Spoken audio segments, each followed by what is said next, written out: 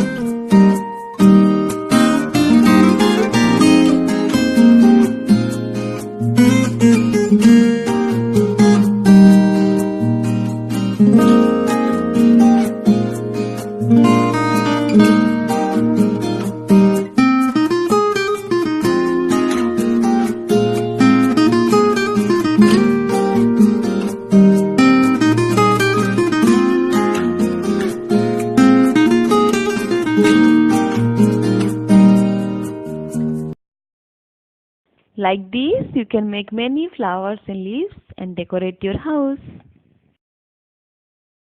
Thank you so much for watching our videos. Please keep subscribing us. Thank you. Bye-bye.